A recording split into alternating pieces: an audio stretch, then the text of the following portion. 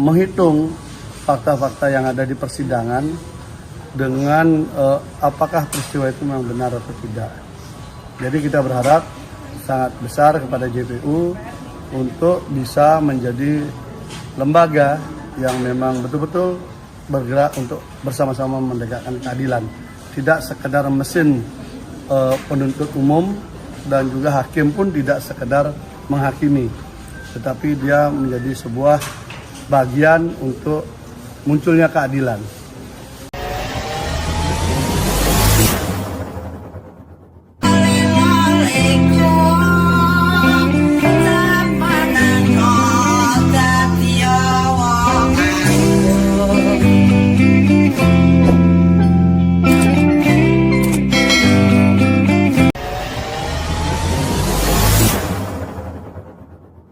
Prinsipnya sudah sekian lama kita bergulat untuk menggali kebenaran material, untuk menggali alat-alat bukti, untuk menguji alat-alat bukti, saksi, surat, dan lain sebagainya, termasuk ahli, termasuk juga keterangan terdakwa.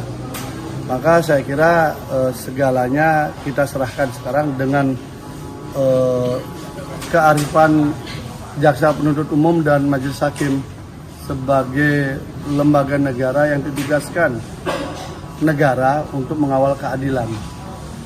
Jadi kita berharap JPU itu bisa menghitung fakta-fakta yang ada di persidangan dengan apakah peristiwa itu memang benar atau tidak.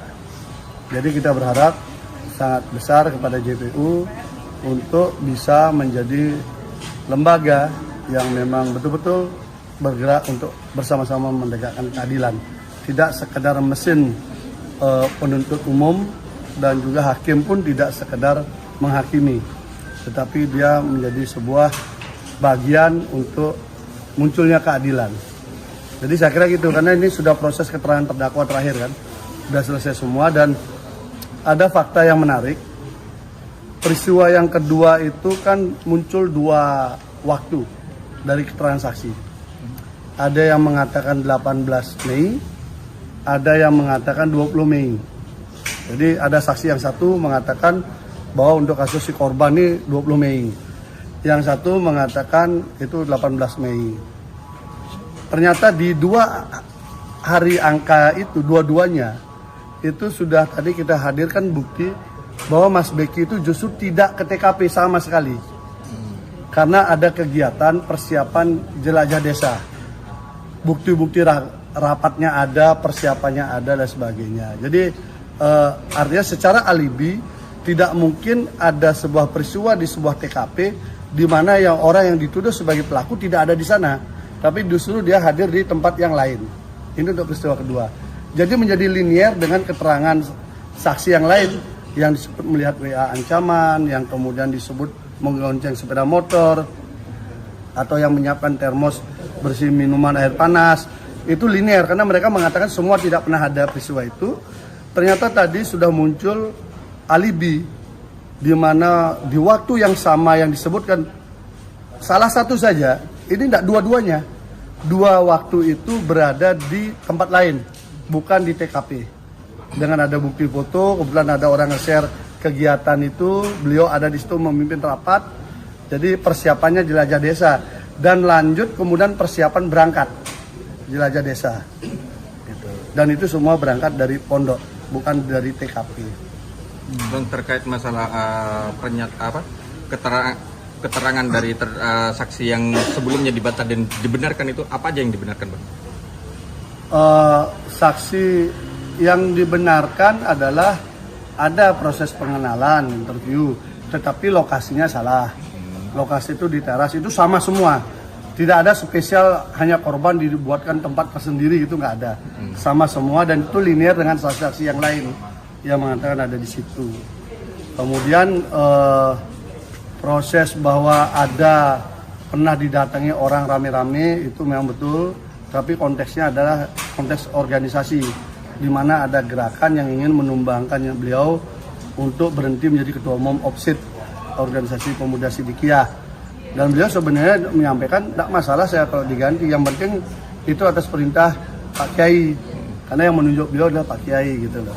Jadi posisinya di sana, dan beliau menyampaikan bahwa nama-nama beliau memang ditempatkan di berbagai lembaga maupun di berbagai usaha, tapi beliau tidaklah fokus di usaha itu ataupun di lembaga itu, termasuk di IMQ maupun MQ gitu.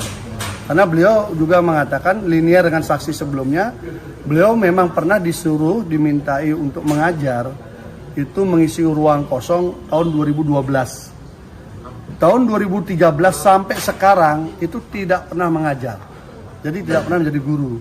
Dan itu linear juga, walaupun saksi korban mengaku bahwa dia gurunya, tetapi di sidang juga mengaku tidak pernah diajar oleh korban. Hanya tidak ada relasi hubungan guru dengan murid juga di sana gitu. Bang, tadi JPU juga menyatakan kalau Mas Beki ini sendiri pernah diakui berpacaran dengan salah satu saksi, dan juga ada laporan yang pernah dicabut. Itu seperti apa, Bang? Tanggapannya? Bukan. Jadi mengakui pacaran betul. Kemudian bahwa pernah ada kasus, iya. Kasus itu kemudian selesai dengan kesepakatan, itu tidak betul. Kenapa? Karena kesepakatan mereka itu berada kalau nggak salah di 2018. Selisih setahun itu baru kasusnya itu berhenti. Dengan pertimbangan dari penyidik adalah tidak cukup bukti. Nah, kenapa tidak cukup bukti? Pertama, karena mereka hubungan pacaran. Tahun Kedua, 2018 ya? Iya, artinya dari laporan ya. Dia pacaran, tetapi juga pacaran pun tidak sampai berhubungan sangat jauh, tetapi sangat kuat potensinya yang bersangkutan adalah orang yang kecewa karena tidak berlanjut proses setelah pacarannya gitu loh. Jadi itu posisi yang ada dari peristiwa itu, dan itu tidak ada dalam dakwaan sebenarnya, itu hanya bumbu-bumbu saja, karena di dalam dakwaan JPU kan tidak disebutkan itu. Karena tugas kita di pengadilan ini kan menggali dakwaan sebenarnya. Dakwaannya itu benar atau tidak. Ada 2 peristiwa, ada beberapa nama yang disebutkan, kan begitu. Jadi kita lihat 2 dakwaan itu. Yang kalau yang disebut mantan pacar itu kan sudah bukan terkait dakwaan. Bang, itu kan kayak abang punya pacar, besok-besok dilaporin polisi dibilang perkosa gimana? Bang, sudah pacaran. Bang itu kan tadi di luar dakwaan. Apa nggak ada keberatan dari JPU untuk menanyakan keberatan dari kuasa hukum terhadap JPU untuk menanyakan itu? Aturan main yang dibangun oleh hakim itu masing-masing pihak diberikan waktu sebebas-bebasnya bertanya apa saja, tidak boleh disela. Sehingga kami berikan saja. Toh juga nggak ada maknanya. Kenapa nggak ada maknanya? Karena nggak ada dalam dakwaan. Toh juga kemudian laporan itu sudah SP3.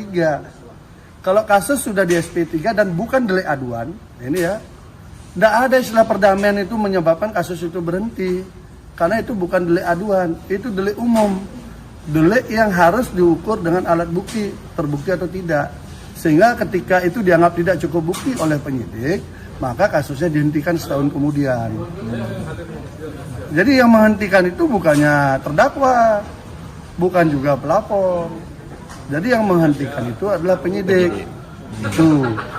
Sehingga tidak ada korelasinya. Justru yang muncul adalah beliau menjelaskan tentang perbedaan. Ini kan sering cara pandangnya berbeda. Baik JPU maupun hakim dan kita pun menganggap sistem pendidikan di Ponpes itu sama persis dengan apa yang ada di formil yang lain. TK, SD, SMP, SMA, kemudian kuliah gitu kan. Pemahaman kuliah di sini ternyata bukan kuliah kayak di perguruan tinggi itu, tidak. Itu puncak pelajaran thoriqohnya yang langsung diajarkan oleh Pak Kiai. Sehingga dosennya, gurunya yang mengajarnya itu adalah Pak Kiai, dibantu oleh beberapa guru yang lain gitu loh. Jadi tidak ada jadi sarjana apa dan sebenarnya tidak ada di situ. Bang, penegasan lagi. Ya. Itu di SP3 atau dicabut? SP3 ya. SP3 bukan dicabut. Yang dilaporkan pelapornya tuh yang mantan pacar. Ini kan proses ini apa namanya? Pelapornya itu dia melaporkan, kemudian setelah mereka baik kembali, itu polisi tidak menghentikan, tetap melanjutkan sekitar setahun kemudian baru kasusnya dihentikan karena tidak cukup bukti. Bang, menurut jenengan dalam persidangan ini, dalam dakwaan apa yang istilahnya meringankan untuk pihak klien jenengan, Bang? Dakwaan itu kan isinya ada identitas, ada kronologis perbuatan pidananya apa gitu ya. Di sana disiapkan ada dua peristiwa, karena itu ditambah pasal 65 perbarengan konkursus itu. Nah sekarang dari dua peristiwa itu, dua-duanya tidak mampu dihadirkan secara kualitatif bahwa itu peristiwa benar adanya sampai terakhir. Dari mana? Dari saksi, dari bukti, tidak ada. Misalnya disebutkan pasal 285 pemerkosaan itu misalnya. Kita tadi hadirkan chatnya tuh, kita konfirmasi betul. Masa ada orang habis diperkosa besoknya ngechat saya? Di mana ada rumusnya itu? Kan ada. Nah justru yang ada jawaban-jawaban terdakwa di sana istilahnya jengkel gitu loh. Dan kita konfirmasi kenapa Anda menjawab dengan rada jengkel gitu loh. Jadi dari situ aja kelihatan bahwa motifnya beda. Kalau itu kejadian 2017 jadi perkosa, mestinya langsung lapor. Jangan sampai 2019 baru lapor, baru nggak jadi dikawinin kan gitu. Itu yang problemnya. Masa baru nggak jadi kawin lapor. Itu mantan pacar nggak jadi dikawinin lapor. Bahaya kita jadi laki-laki nanti kan. Jadi korban berarti laki-laki. Iya, laki-laki jadi korban. Kita mikir kalau mau pacaran lama-lama kan. Bisa dikatakan ya dakwaan JPU lemah ya atas perkara ini. Bukan hanya lemah, tapi memang dua peristiwanya nggak ada. Bagaimana orang dihukum atas sebuah peristiwa yang dia tidak ikut di dalamnya. Yang terakhir kan tadi saya cerita alibinya. Yang kedua itu udah terang jelas tidak ada peristiwa itu. Karena pelakunya itu tidak ada di situ. Misalnya kayak gini, sampean dibilang perkosa di Malang. Pada saat hari yang sama sampean bisa buktikan sampean itu ada di Banyuwangi. Bagaimana sampean bisa memperkosa orang di Malang sementara fisik Anda itu ada di Banyuwangi? Kan tidak mungkin. Dan itu ada fotonya, ada foto dia memimpin rapat, tanggalnya juga ada. Nah itu. Nah kalau kemudian itu harus dihukum, berarti kan ini bukan pengadilan toh. Ini namanya penghakiman di sini. Satu lagi, Bang, terkait Satu aja ya.